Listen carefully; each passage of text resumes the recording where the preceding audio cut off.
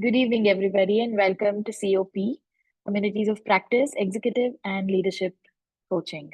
Today we have Sankalp Sharma. I'll go ahead and give a small, brief introduction. We're thrilled to introduce Sankalp Sharma, a distinguished leader from Tata Consultancy Services. Sankalp brings extensive experience in human resources and performance management with a keen focus on cultivating leadership engagement. During his tenure as head for TCS Israel, Sankalp was instrumental in driving HR initiatives strategically aligned with global goals. His work showcases a deep commitment to fostering a workplace where leadership and diversity truly thrive. Beyond his impressive professional achievements, we are also delighted to share that Sankalp Sharma is a valued member of CTT family. Please join me to give a warm welcome. Sankalp, over to you. Thanks. Thank you. Thanks, Aishwarya. Thank you, everyone, for joining. Sankalp, before you start in, I'm just going to help set the context. Today, Yes. everybody today, Aman couldn't be here. He's the leader for COP. So I'm holding fort for him. People are here. Can I request everyone to go on mute? Thank you. Yeah.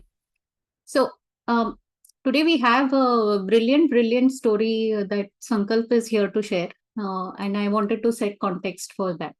I'm inviting everybody to listen to this as a coach, as an executive coach. And towards the end, there will be some questions which I will be asking and some takeaways from all of you. In case you still have some questions which you want to ask Sankalp, I request you to put it on the chat box, but listen to the story. It's a story of bravery. It's a story of incredible courage, and I'm truly inspired, Sankalp. So maybe in between, I might ask questions if you allow me, if that's okay. And that's what we're here to do, share a story. Inviting everybody to turn on their cameras and listen to this. As some of you already know, yeah, thank you so much. Thanks, Mohammed. Thank you, Rahul. Thank you, Pankaj. So, Sankalp, with that context, I'm handing it over to you. And whichever part of the story that you want to begin, all yours.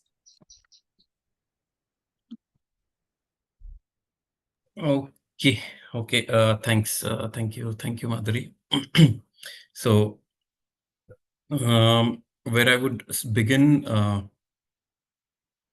sharing it is my journey is somewhere not as Aishwarya was very generous in introducing me with such kind words. But then I would like in today's discussion, we like to only focus on one aspect of it, where in my last assignment, where I was deputed overseas in Israel from 2019 till last year, mid of last year.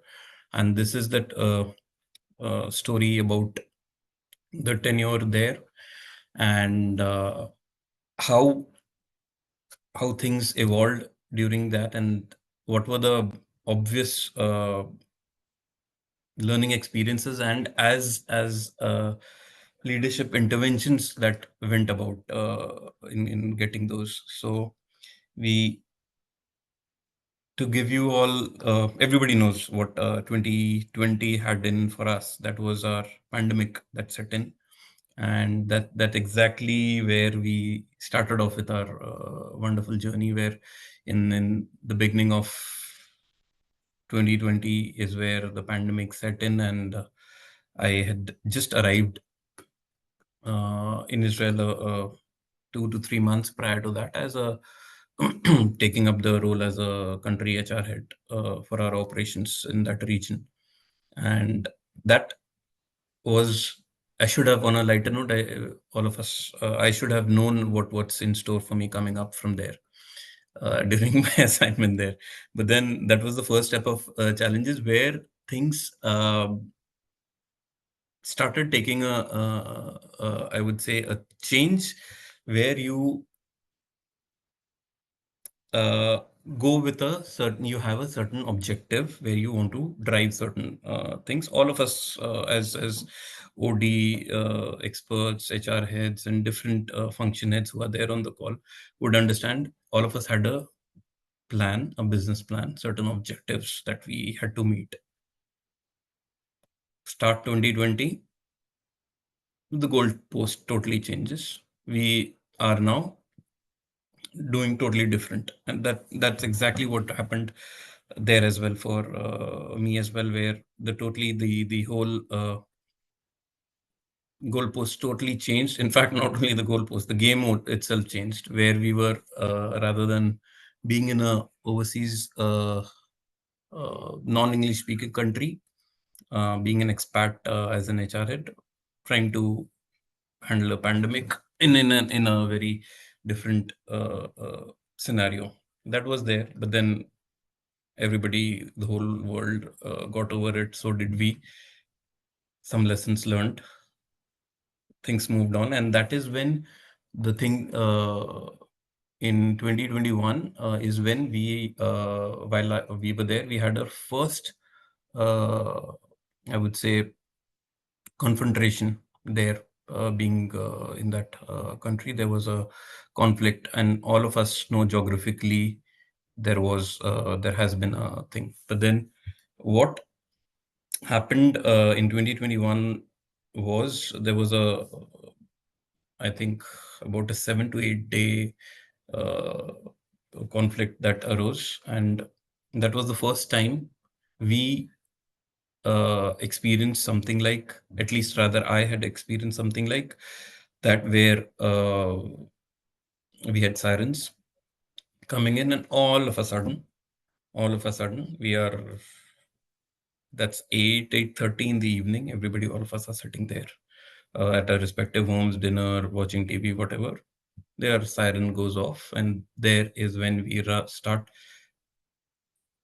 to, first reaction any human has is, what's this? What is this? What is this siren for? Then it takes a couple of seconds to realize, no, this is a siren, which is a missile siren. And that's where we had to rush. Everybody had to rush into the bunkers. There, all apartments have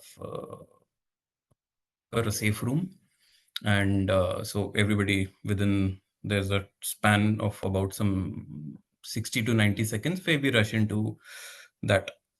So that's where everybody did. But then what was there is, for the next one, the whole of that night, somewhere it started at about 8:30 in the night, and till wee hours in the morning, that this continued with some minor gaps, stoppages in between. But then what left us very, the most important thing that had kicked in was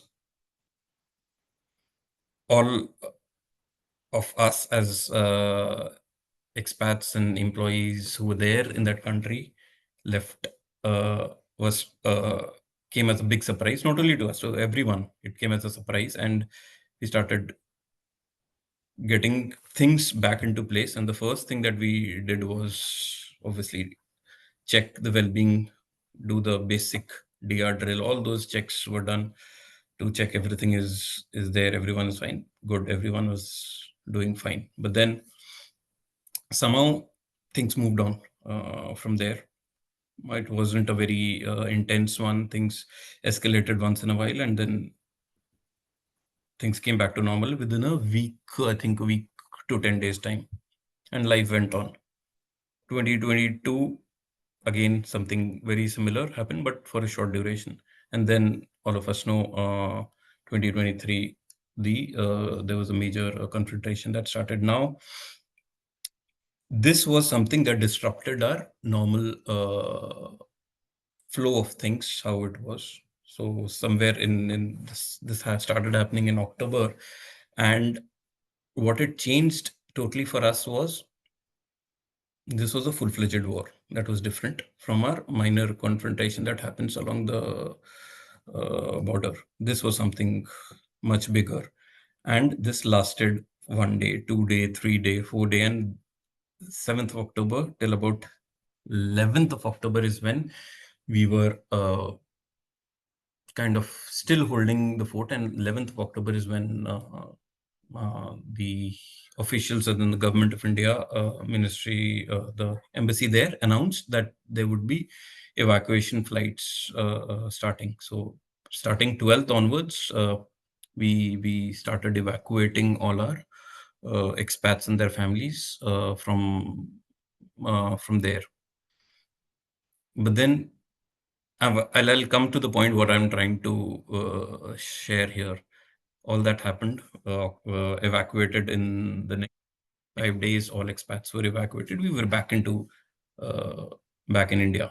But then what was the need there was, it was business as usual. There were customers, and for us, providing essential services in for few of our customers in that region, it had to continue. Business had to continue.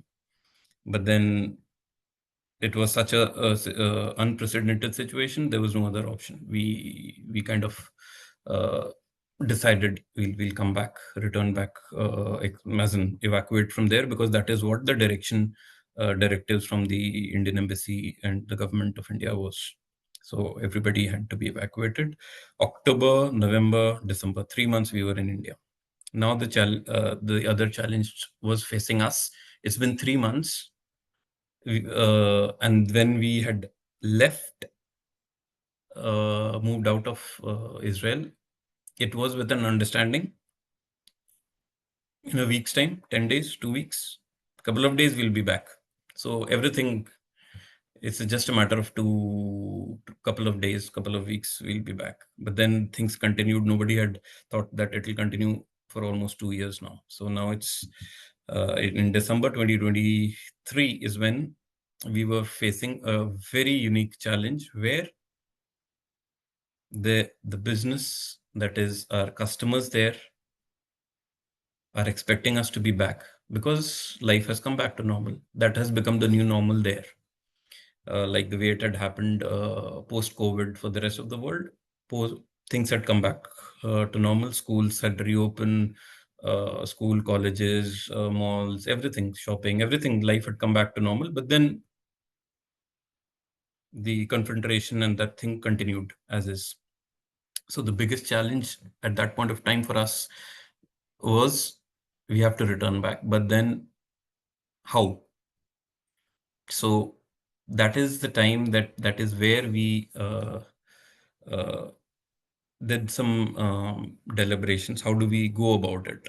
First is, our foremost objective during this entire thing was the employee well-being, that we had to take care of all our employees who are there. That was obviously the foremost thing. And while doing that, we have to ensure there's a business continuity and we continue to serve our customers. So that was our core thing that we had to address. And this point was something that we had to deliberate, that how do we come back? How do we get back? And one of the things came unanimously in our core leadership team there. We are the core leadership team that was there, of obviously the country head, the HR head, the operations head, sales, finance, and all that. So we had formed a small cross-functional team, and this is what was the agenda. How do we get back?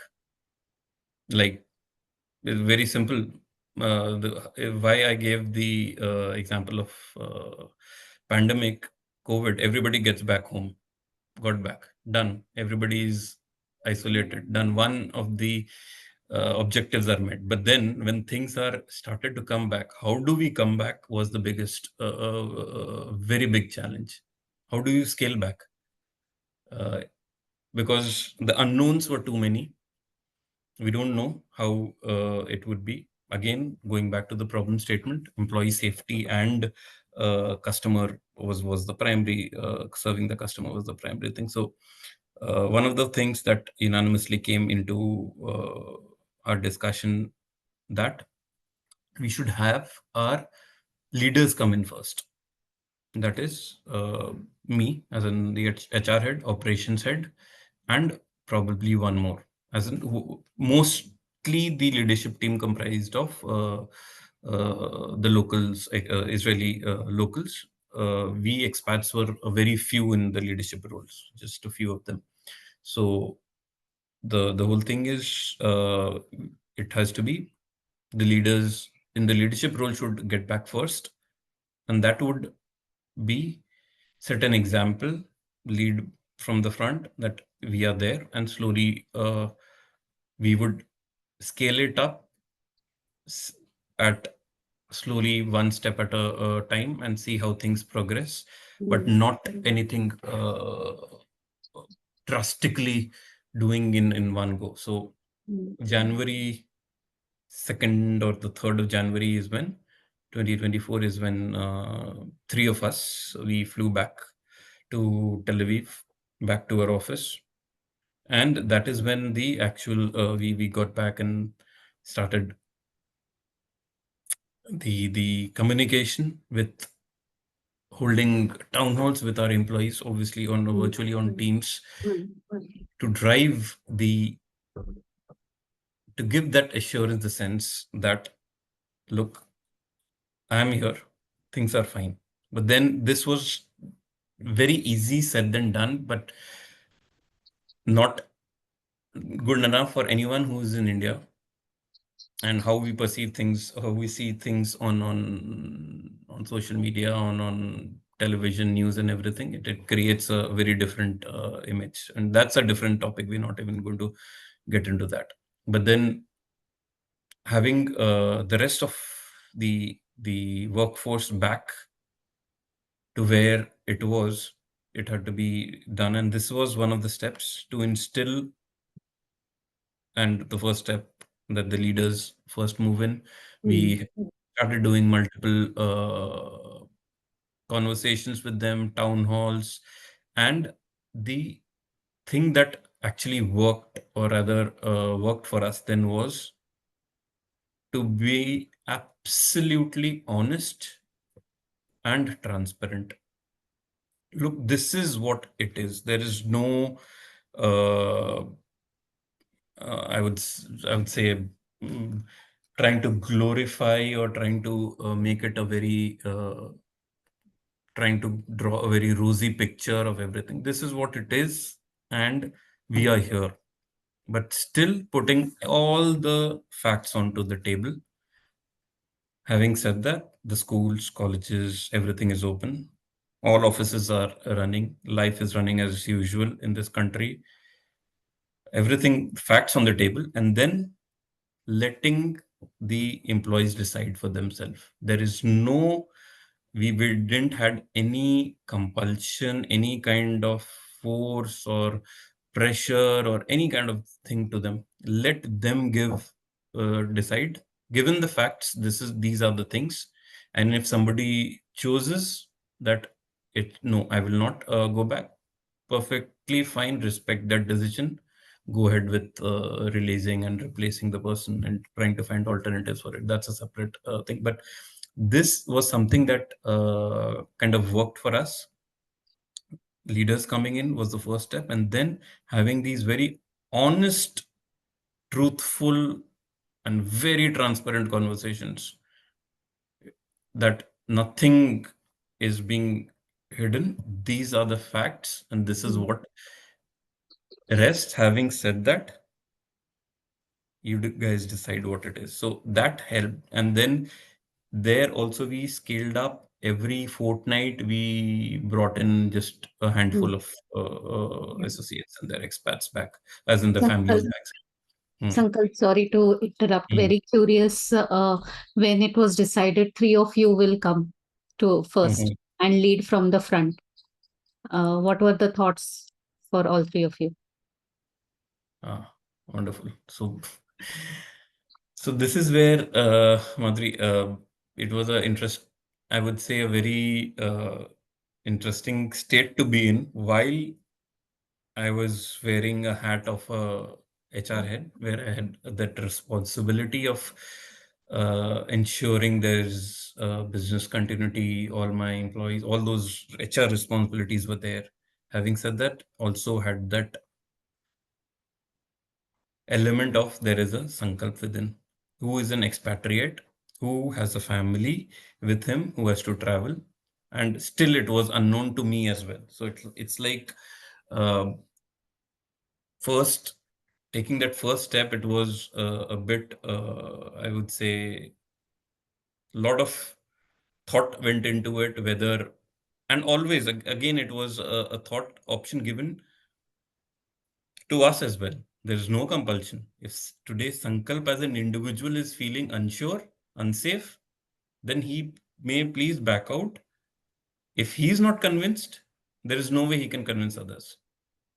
So that was our first thing. So there was a lot of reflection and stepping back that happened with us, and that was the time I was having a lot of one-on-one conversations with my country head there, who was in Israel. He was based there, he with others and everything, and that's how things moved. I decided to move. No, it's a thing. It's a well calculated risk. It's not a uncalculated averse risk that you are blindly going and doing something. So it was done, but then what was looked at is also the impact that it will have, the ripple effect, and how it would be help persuade or influence a lot of others to make a decision, because a lot of decision was resting only on how these 2 3 4 people would go, what would be their reaction and feedback, basis which I'll decide. Everyone was of that. So somewhere that was a no doubt indeed a dilemma. But then mm, did those conversations, as I said, while I was having town halls conversations with the employees there, I myself had these one-on-one conversations with the country head, the leadership, and everyone there, and it did help to ease out a lot of anxiety, unknowns, and what was always stayed with us was to be absolutely what I said, to be transparent, honest, and be as open as this is what it is. There's no glorified picture to be drawn, that it's no every hunky-dory things, that everything is this. No, nothing. This is what it is. Exactly. So if you know what it is, and nobody is, again, now I'm taking a, I believe everybody here are would be able to relate to it as a one of the coaching methodologies, that and it truly worked.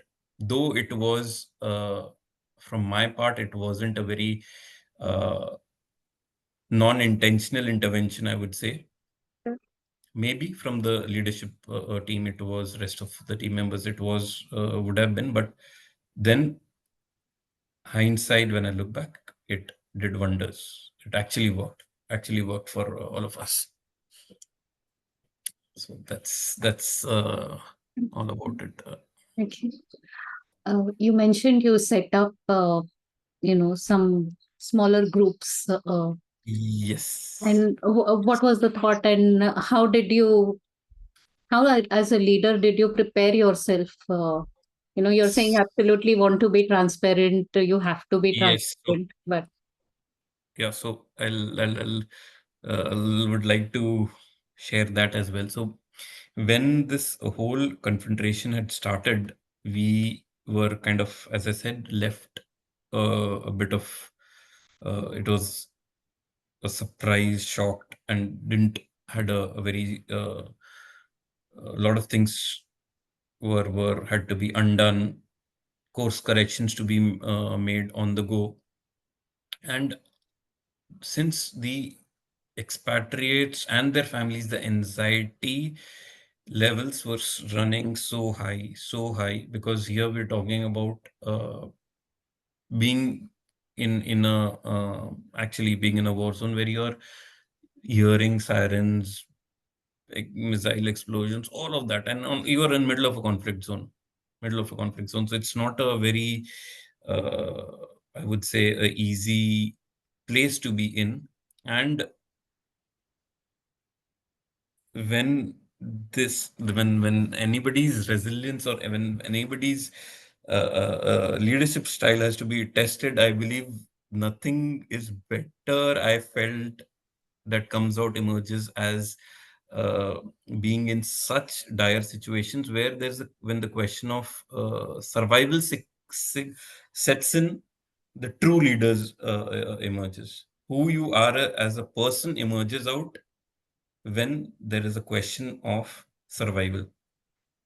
The rest of the time, all of us can be very behind our facades and project to be everything what we want. But then when it's the choice is being put to you, it's a survival question. You see the true colors, and that is where I would say I was truly blessed to be part of such a wonderful team where we had this when this whole thing began. So what we did was we formed a core CFT, which I talked about, which comprised of all the function heads leaders. And then we actually got down to putting down our mission statement. What are we doing here? That was a very important thing which came out, that five function heads can come together. Very good, wonderful. But then what is our mission statement? We were there for our employee safety and running of our business as usual. Business continuity was a mission statement. And one of the guys who has been an ex-serviceman, obviously Israel, as everybody had served, has to mandatorily serve in the army. So he had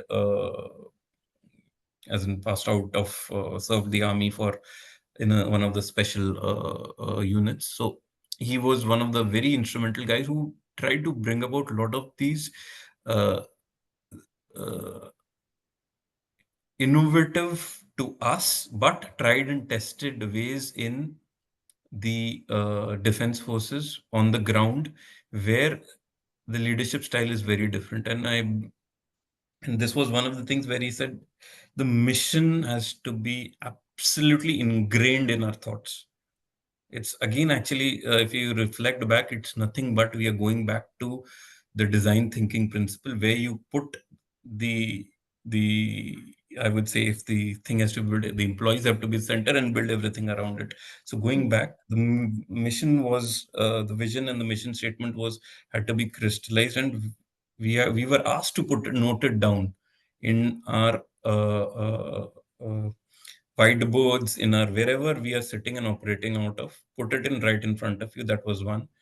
The way we have our Madhuri is having course to transformation. So we had teams backdrops, which this had a mission statement. So it was a very common thing that we never miss out why all of us are here. Though may we wear different hats at different point of time. Somebody might be a sales head, somebody might be a HR head, country head, operations. All of us have got different functions to play on. But then our common objective had to be aligned, and we were supposed to be together on this, on come what may.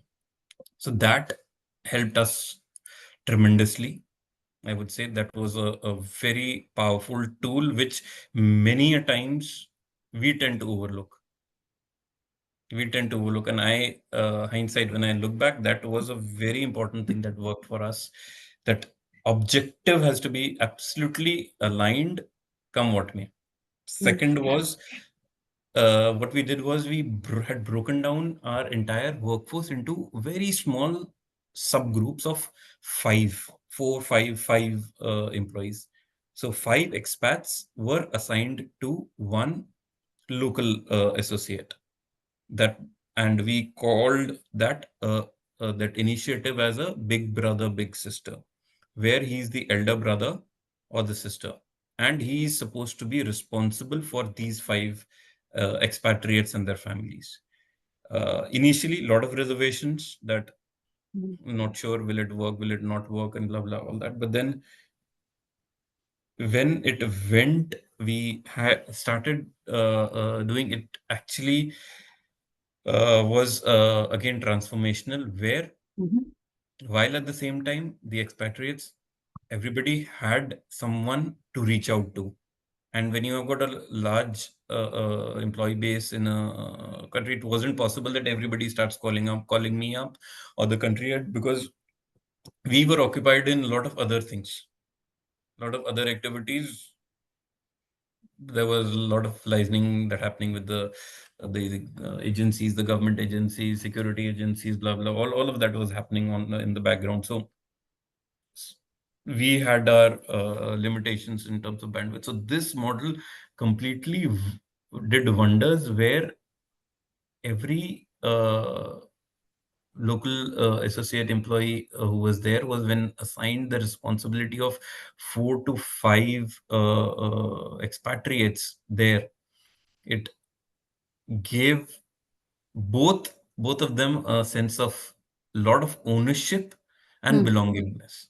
And Mm. ultimately, what was the final driving objective was to get everyone together and create a human chain, because that it was something that we had to do it, uh, because in terms of crisis, what stays is if you get everyone together.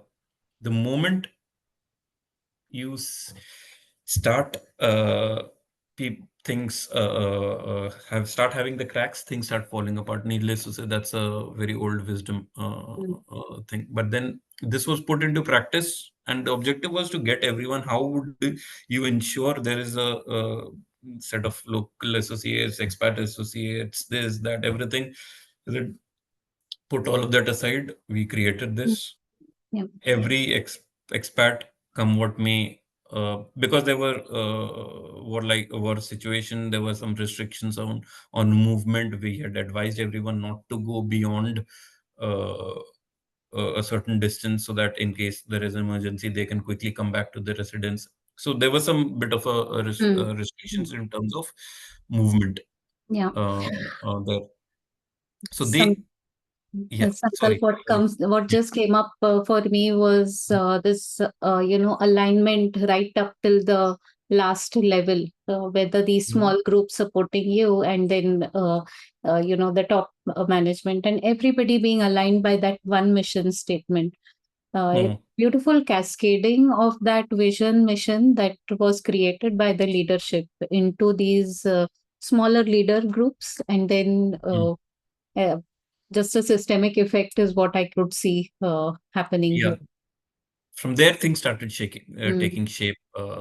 And as I said, it created a lot of sense of belongingness and true brotherhood, which was ideally the need of the hour, where once you give someone the ownership of it, not only you've got 4 foreign nationals who are part of the same organization, but then you are responsible for it. Just think of this, if you're there. So automatically you are like, I step up and I ensure, and that helped, and that bonding has gone beyond the work now, Mm. because after it's been 1.5 year that has happened, all of us have moved. I have returned back to India. Somebody's left the organization. Everybody, but then those bond that we created in those Mm. times has stayed because Sure. of everyone coming together and doing something. So that was Mm. something very, Madhuri, I would like to, I missed out the this thing of being this initiative of Big Brother, Big Sister that we had done. That Mm. was, I believe, the second thing that worked Mhm. wonders for us. The mission statement, wonderfully, that was obviously one. Second was this, and all about. The third was, I it was the communication that we continued Mm. Mm. doing. There was a very clear, constant communication in the peak of Mm. that time. We used to have as many as 3 to 4 town halls. May sound very absurd to anyone. That 4 town halls in a day? Yes, but then that is how things were evolving.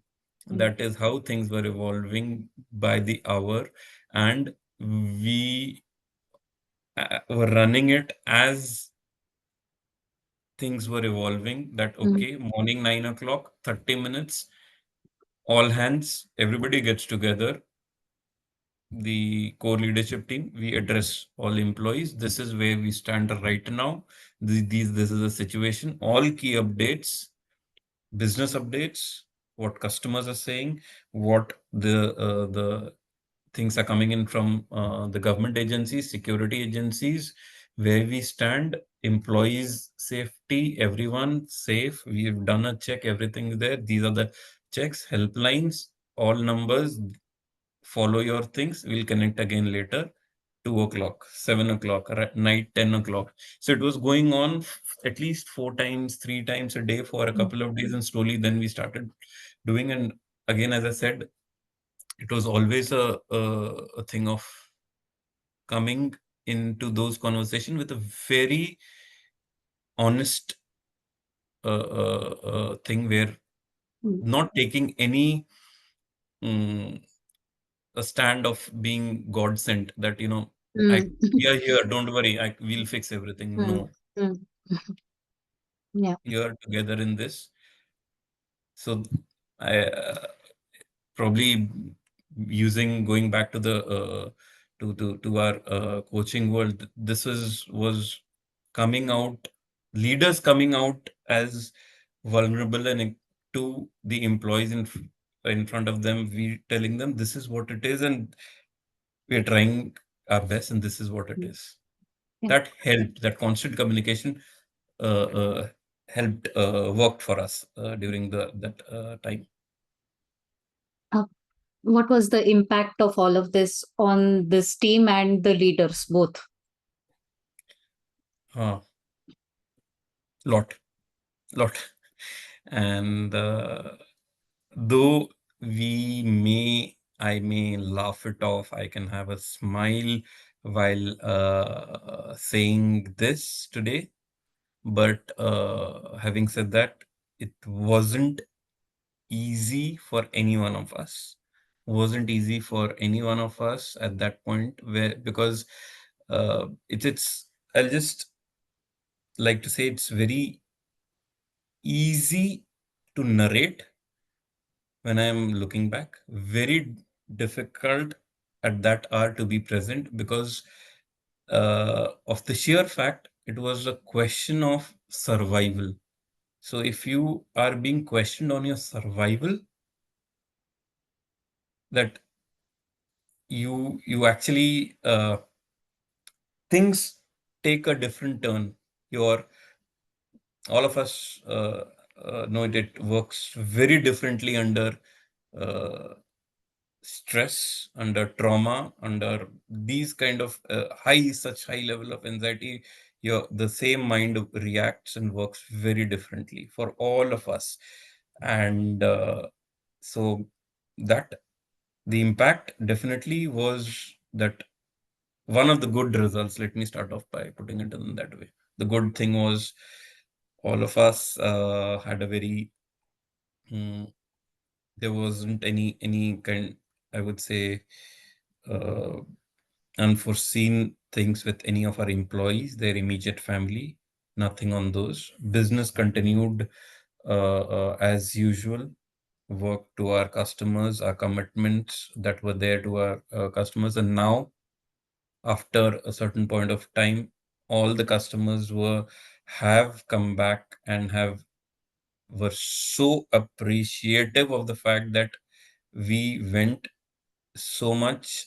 The commitment level was such high from an organization, that they haven't seen something like this. They said it was very easy for anyone to just stay offshore it, find a near shore, find different business models and do it. Yeah. Why do that? Yeah, But then, recontract, give it to somebody yeah, else. multiple options can be done. But then what stayed with the customers was the level of commitment. If we have, we will commit. If we Yeah. have committed it, we will deliver it, and that has stayed there. So the appreciations uh, and the recognition from the customers were abundant. That they everybody recognized it.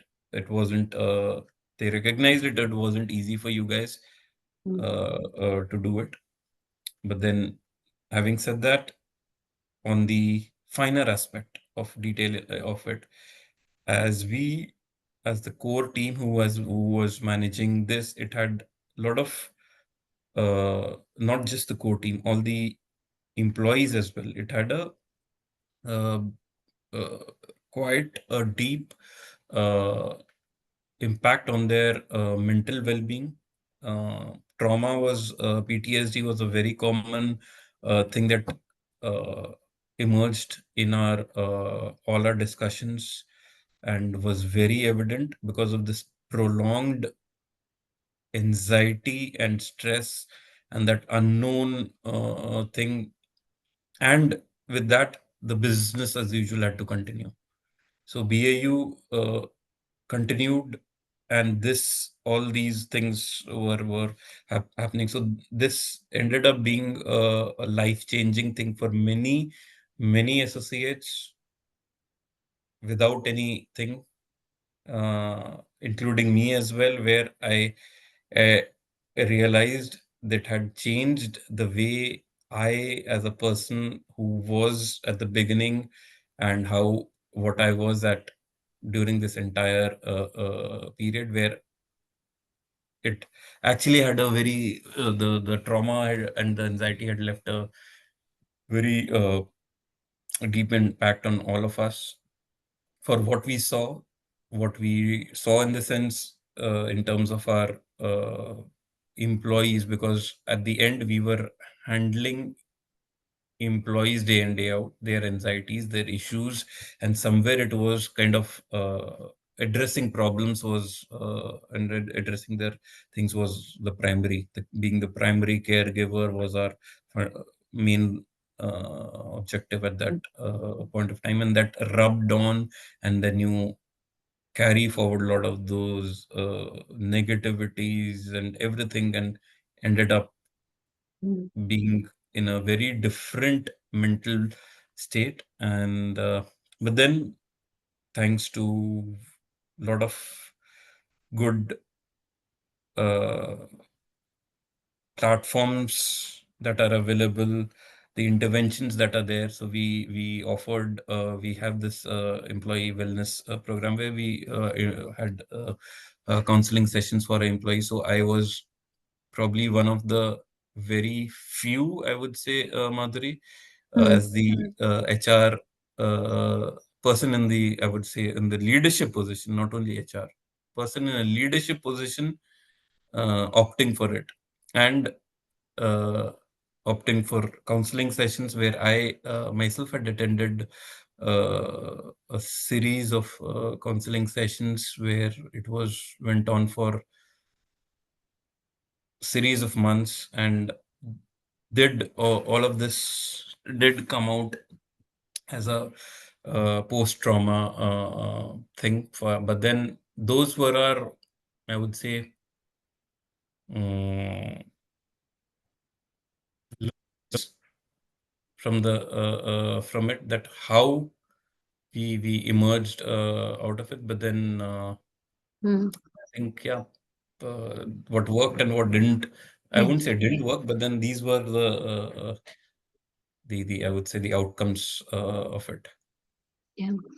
The fact that you recognized and you sought help, I guess that is what worked for you. And while we were talking earlier, you mentioned that that's also something that brought you in for coaching, or Yes, that's where I was kind of mm, wanted to share this, and that was the time when during my healing process, during my counseling, this I had consciously taken a some courses, and that is where I after my return end of assignment, I returned back to India, and when I decided that I would like to be a coach, and the whole drive was to serve again the people with the right intent and using the right tools, because that was my driver. And during this whole I would say period, unconsciously, though I was not at that point of time very actively exposed or to the world of coaching, many of the things that we were doing invariably were coaching-led interventions during our Yeah. what we as a coach we do all the time. And that's when I'm in my coaching journey, when I'm reflecting, exactly these were the things that we were doing. And I guess that is why it worked. Now you can put together and we can say it did, but then that was a very, I would say, that it didn't come from that very structured thing that we would be using coaching as an intervention to, to address this situation. No, it wasn't. But invariably, all those interventions did roll up to the larger coaching umbrella, and that further convinced my belief and my conviction into this. And that's when I decided I need, let me settle down into my new role back in India, settle down and everything. And that's when I joined the CTT family, Madhuri. Yeah. We're very glad you did, and it's truly inspiring to listen to this story, Sankalp, in terms of how a leader builds himself and how a leader inspires others while still taking care of himself, and his family, his needs, all of that, putting all the needs of the organization forward. So, uh, thank you. Thank you for sharing your story with us. I know it's not easy to, relive those moments in being in the bunker or whatever, but we're really grateful that you shared this with a view to, you know, uh, inspire more journeys like you in this world, inviting more coaches like you into this world. So, thank you again. Just bringing in everybody who has been listening. We were listening to this not as um, political point of view. That is not the intention. We were in no ways taking any country's side. This is about how a leader prepares himself and how they led in a point of true test of time of themselves, of how they would have taken care of their people, and that was prime important. That's the most important role of a leader. All right. Question to Sankalp. Do you have any questions for the listeners before I open up questions? No, nothing. Okay, All I, right. I keep getting goosebumps. This is second or third time I'm listening to this story and I still have goosebumps. I have a question for all of you. What are the three things that stayed with you, which the leader did to prepare himself for this situation? Yes, Preeta. Yeah, Madhuri. In fact, I first of all thank Sankalp for his sharing, because the first thing that sat in my mind was the vulnerability. I mean, we talk so much about leaders being vulnerable. I think this is a demonstration of how Sankalp and his team have been so vulnerable.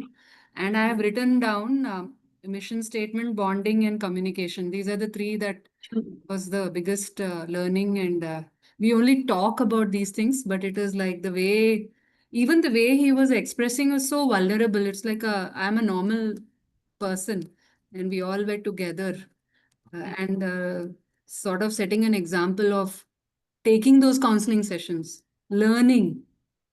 I think everything that he told was the vulnerable. Thank you so much. I think we are blessed to to have even Thank listened to you. you. Thank you, Thanks, Sankalp. Peter. Thank Thank you, you. Peter. Please inviting everybody to come on camera so we can talk to you for a while. I guess we just have another 10 minutes to go.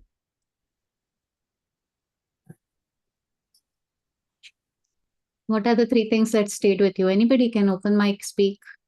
If you want to type in the chat box, that's also fine. Yes, Dexter. I'm Dexter. I've been listening in very carefully to this narrative, and I find it really fascinating. What I'd like to compliment Sankalp on is number one is the acceptance of the situation that you were in, rather than wonder why me, why is it happening to us? It shouldn't be. I think the acceptance of the situation was foremost. Then following it up with the honesty, in fact, almost brutal honesty and transparency that you adopted in sharing what you felt about it with vulnerability and allowing people to know that you didn't have the answers but were willing to lay out the truth to them.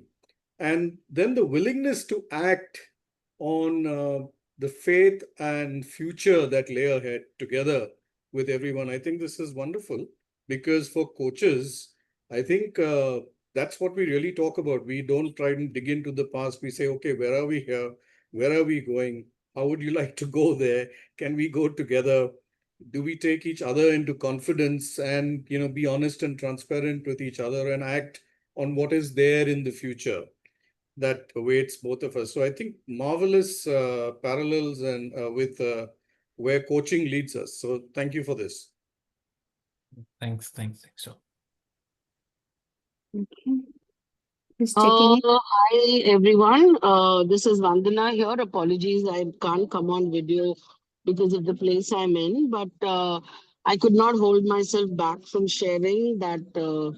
Sankalp's share reveals to me how, no matter leaders at the top, just like anyone else with jobs to do, it's a great example of how to be true to who you are and what you do. And I think the way his share brought about the fact that failure has to be accepted and, found a solution to move ahead also percolates down right to the bottom for anyone to look up and get inspired.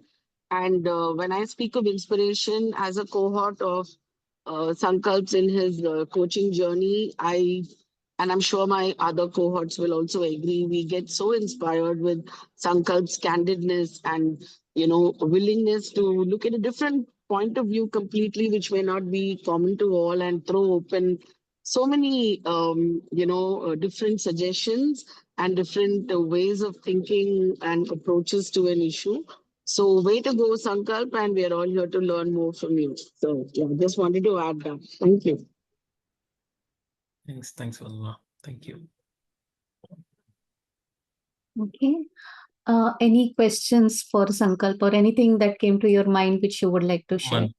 Madhuri, I'm just going through the Sure. points everybody's Yeah. what stayed with them, the decision to be Mm. transparent, honest, and take concrete measures for employee well-being. Okay, yes. Everybody, Millie had forming small groups, realizing that I need help and taking sessions. Okay, being loyal to the organization, strong communication. Okay, trust and leadership, loyalty to the organization. Okay, transparent. Okay, somewhere I like to just share. It wasn't Yeah. never came out as an organization, and the loyalty, that aspect somewhere takes a backseat during crisis when all hands join together. Then these lines get blurred because there the question is of survival. Organization comes later, whether or not I'm part of which organization there. It's about creating a human chain and being together in a crisis. But then yes, I understand where it's come from, the organization where what you mentioned. But then I'd like to add that it was beyond any of these boundaries of anything that what was I mentioned. It wasn't just the limiting to the organization thing. Okay, I think. May I? Yeah. Yes. Yes, Colonel Ajay. Yes. Very good evening to everybody, and thank you, Sankalp, for a beautiful session on what actually you have gone through. I just wanted to share something from my military experiences, which it's actually a question which will give us all some food for thought. Now, in the armed forces, in the army especially, in our confidential reports, we have one column where we are uh, assessed for something known as tolerance to ambiguity. So that is a major factor in helping our seniors decide if we are capable of moving on to higher ranks or different situations, because most of our military life is all about ambiguity. So my question here is, how did you address the situation of a continuous sense of uh, the situation being ambiguous, the fear of uncertainty is something. I mean, if you're facing certain death, you're slightly braver than if you're not sure what's going to happen. It's like that old Ajit wala joke, liquid oxygen. Liquid उसे मरने नहीं देगा, oxygen उसको मरने नहीं देगा, और liquid उसको जीने नहीं देगा. Something like that. So how Just did translating it for you everybody, guys Colonel Ajay. navigate that space? Colonel Ajay, can you translate it for everybody? We have Sure, people who please. are non-Hindi speakers. Thank you. Okay, I'm so sorry. My apologies. Now, there's in our Hindi movies, we used to have a villain, a character called Ajit, and he used to come out with the classic one-liners, and one of them used to be, इसको liquid oxygen में डाल दो, oxygen इसे मरने नहीं देगा और liquid इसे जीने नहीं देगा. So the translation is something like this, just throw this guy into liquid oxygen.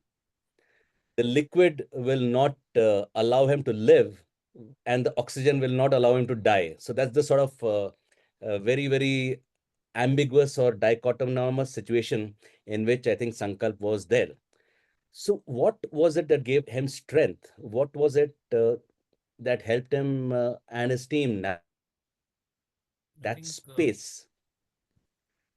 That's I think something which I feel is critical to this discussion. yeah, reflecting back, there can be many answers to it. But if I go in that moment, it was a common objective.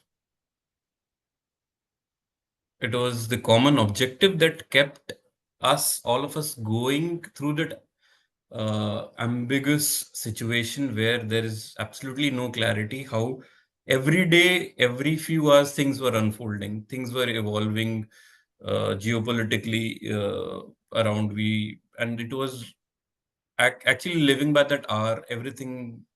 And what kept going was actually a very what I told was that common objective, which was very well told to us, that needs to be ingrained.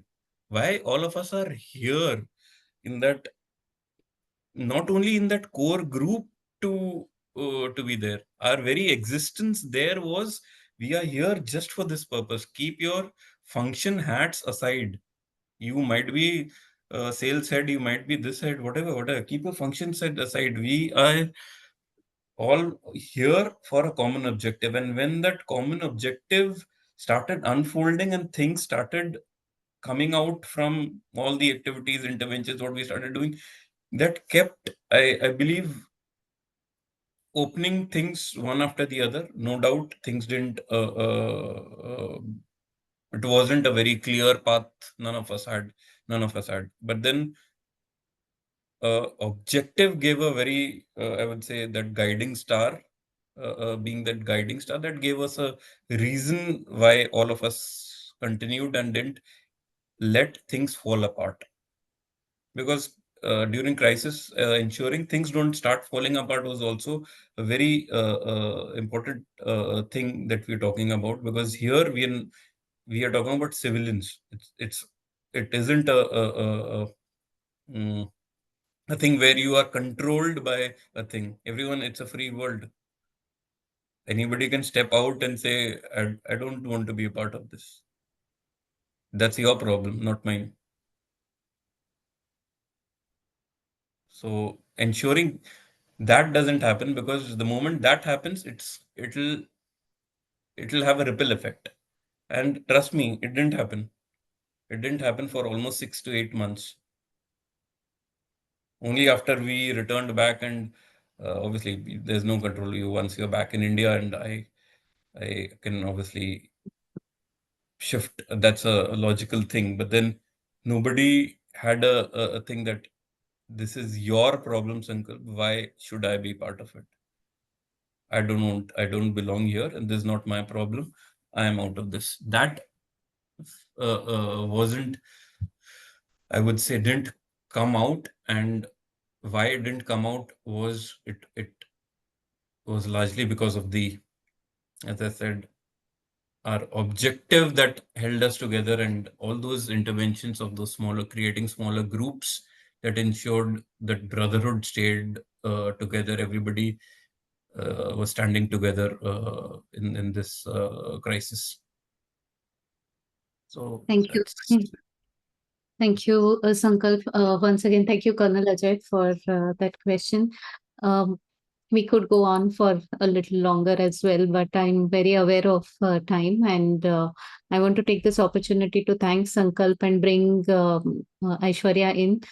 Very valuable lessons for all of us. Thank you for being so vulnerable and sharing a story which will stay with us. And it's more than a story; it's your journey, and we are very fortunate to be part of it, to even listen to this journey, Sankalp. So thank you for trusting all of us. We are all your family, the CTT family here with you.